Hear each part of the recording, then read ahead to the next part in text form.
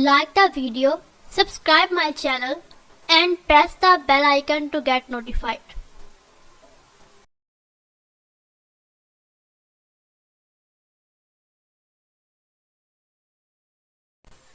आज का नाम है आहिद।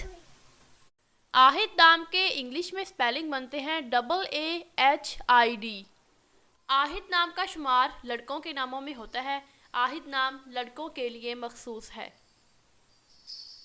आहिद नाम का मज़हब मुस्लिम है।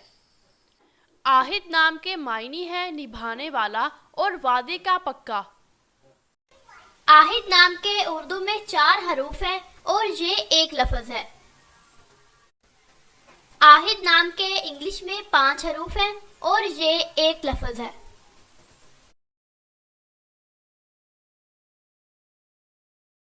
Subscribe my channel, like the video and press the bell icon to get notified.